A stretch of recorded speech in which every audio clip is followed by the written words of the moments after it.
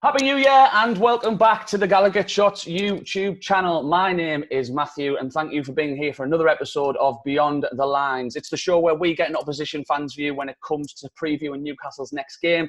And on Sunday at 2:15, it's the Paul Kitson Classic. Newcastle host Leicester at St James's Park. And to help me preview this game, I am joined by a massive Leicester supporter, a contributor to Leicester Fan TV. It is the beautiful, the brilliant, it's Jamie. How are you doing, mate?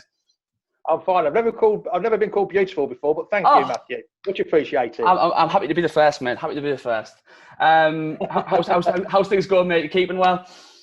I'm good because I actually live in Alcudia. I've been here the last 16 years. Wow. Okay. Fantastic. I've got a bar here called the Fox's Arms. Wow. Based on Leicester, of course. Of course. Well, so it's nice. The weather's picked up today. It's been a bit rainy over Christmas and that, but well, you're not missing anything here, mate, I can assure you. So before we get down to the old nitty-gritty of the game on Sunday, let's talk about Leicester so far this season. They find themselves third in the Premier League, 4 points off top spot, 3 points clear of Chelsea in fifth. How have you found it so far? Are you happy so far this season? Well, I'll go right back to the beginning. I know it's only 16 games ago. Yeah. But at the start, the transfer window didn't look like it was going to be the best. And then we signed Timothy Castagna, Wesley Fofana, and Under as well from Roma on loan. And it sort of picked up from there. And the ball got rolling, and we beat West Brom 3-0. We thought, well, West Brom coming up from the Championship. Thought, yeah, it's going to be a toughish game. And we thought that'd be a problem.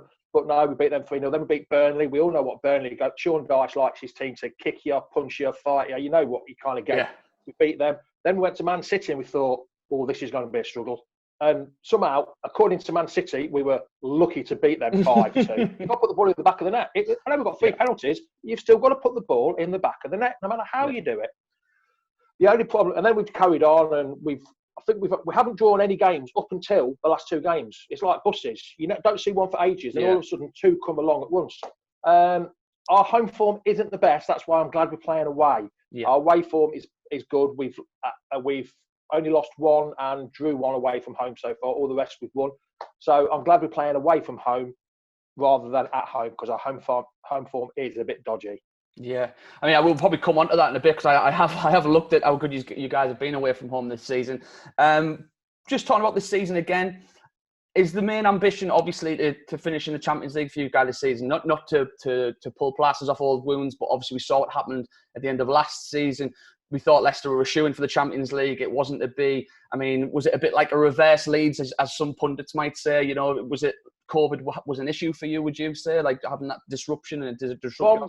From the restart, we didn't play very well at all. Once the whole restart started, we had a result against Watford. They equalised at the last minute, scored, and made it 1-1. And we just didn't really pick a form up from there. Yeah. But going back, James Madison said at the beginning of last season, we want to be top 6. Yeah. And we finished 5th. So that's top 6. So in my mind, we haven't actually done anything wrong. We've done what they wanted to do. Mm-hmm. Yes, admittedly, we missed out on Champions League on the last day of the season to Man U, but it wasn't just the last game of the season that we missed out on. It was the 9 games of the restart. We just didn't get the form going, and whatever we did right went wrong. We just didn't do anything right whatsoever. And being in the Europa League, I think Europa League is better for us than Champions League. I think we'd have been shown up in the Champions League. But in the Europa League, we won the group quite easily. Won 4, lost 1, drew 1. And it's just been a better, more experience for us. Maybe next year, looking to champion. If we don't get Champions League next year, then maybe it'd be a bit disappointing. But we could go on and win the Europa League and be in the Champions League anyway. So yeah, it's a bit more of a constant progression. I know what you mean. So instead of just jumping in the deep end, you're going to sort of wet your beak back to... I mean, I know you had Champions League football, after that great season when you won the league, but then obviously you wet your beaks in European football with the Europa League, and then hopefully you might get Champions League this season. Gives the players experience. That's what we're looking at. Brilliant. Build on that.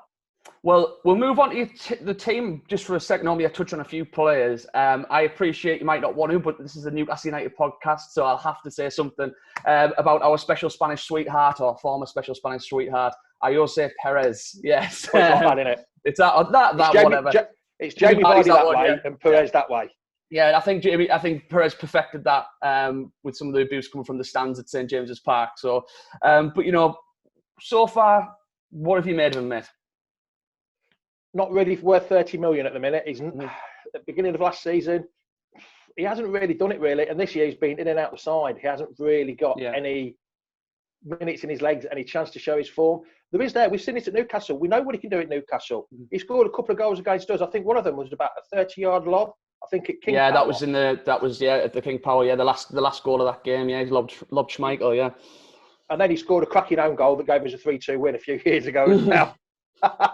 But he hasn't really performed at Leicester how he's performed at Newcastle.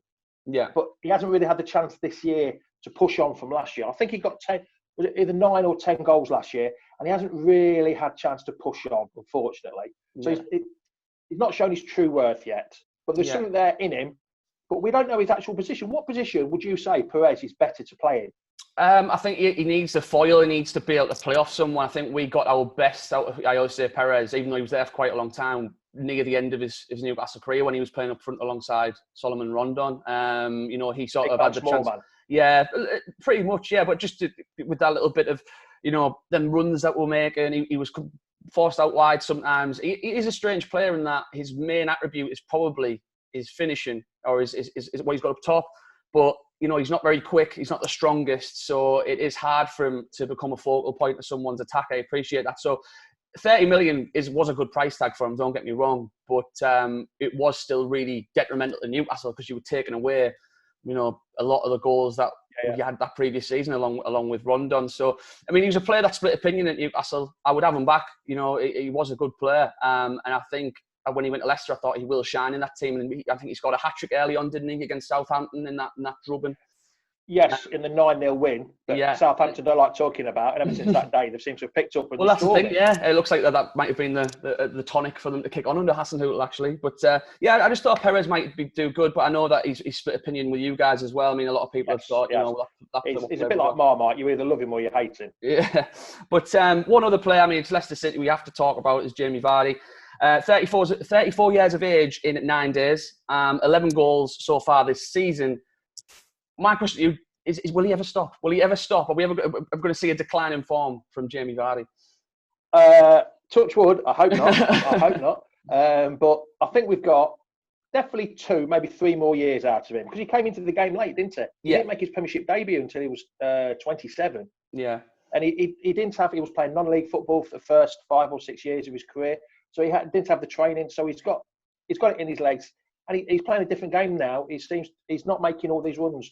The last few years, it was run, every run. Now it's been more like 1 in 5 runs he's making, and he's getting the ball. He only needs one chance. I mean, it showed against Sheffield United. One chance, 95th minute, and he scored with it. He only needs one chance.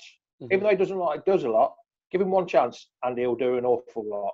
Yeah, I mean, hopefully he stays there a few more years. Yeah, I mean, you can't see anything other than that. I mean, I think he's set now. There was that chance, I think, with him to go to Arsenal a few seasons ago. He stayed then. He hasn't saw any decline in his form. Like you said, he sort of just adapted his game, but he still has that. It's still that Jamie Vardy mold. It's just sort of conserving energy and not running around like a blue-assed fly, like just harrying people all the time. So. One thing I do ask people who come on the show, mate, before we actually start previewing the match on Sunday, Newcastle versus Leicester at St James's Park. Do you have any particular memories of this fixture over the years?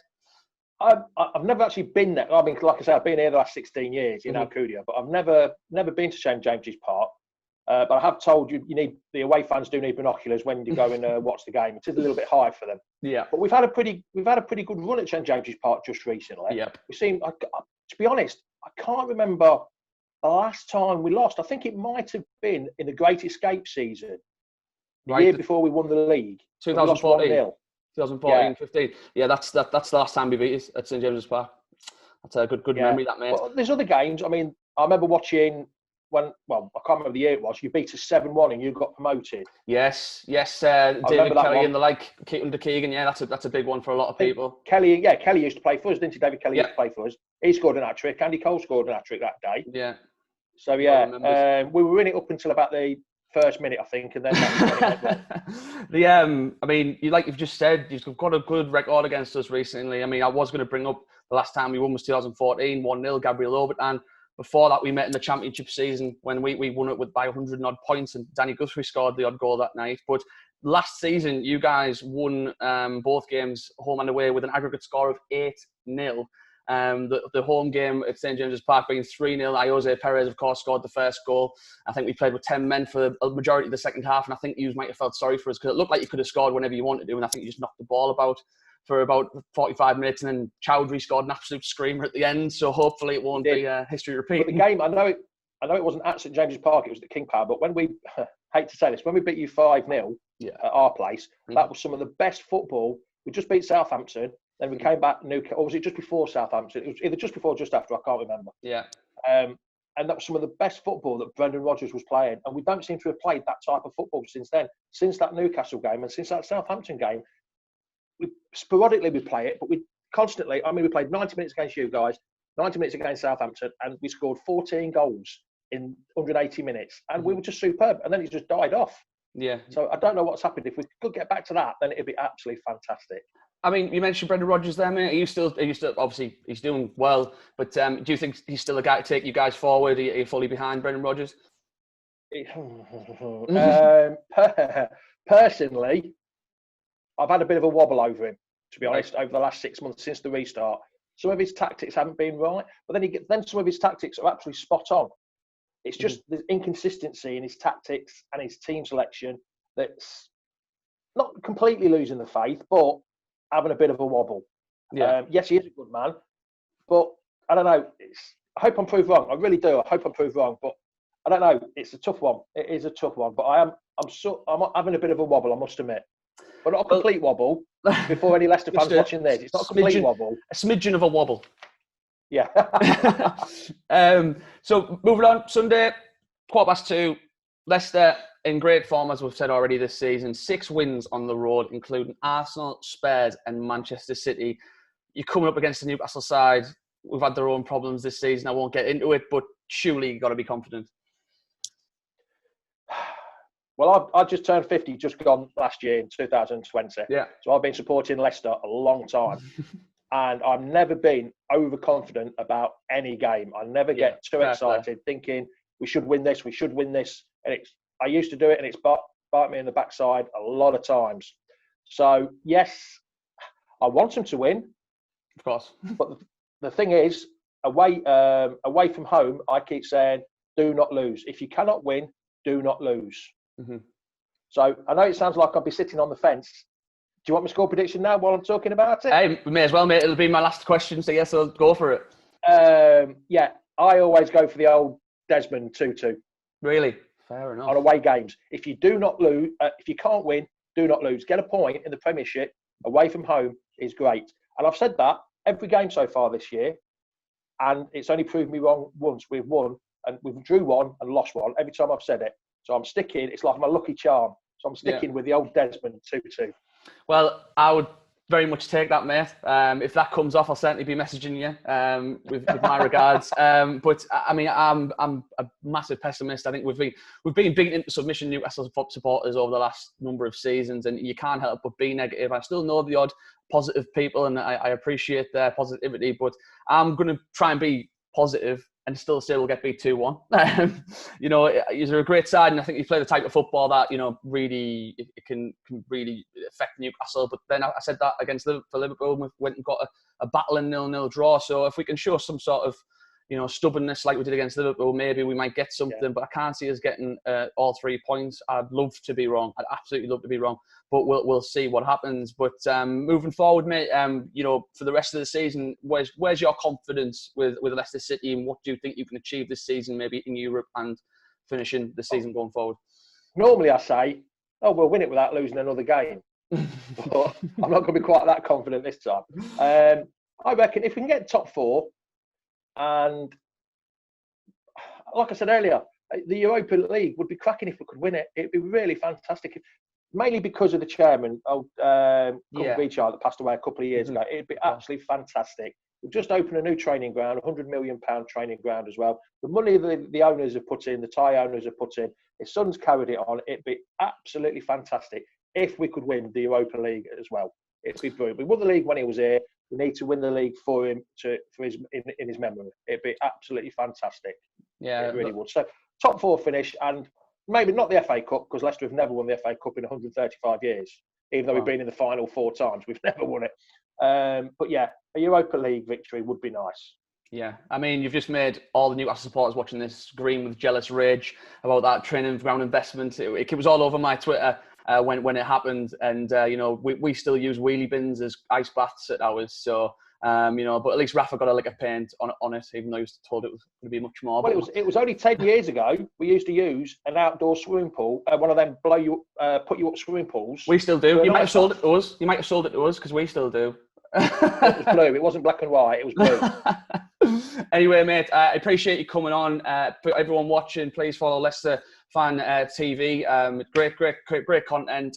You will see Chris from Gallowgateshots on Jamie's channel in the aftermath of tomorrow's game.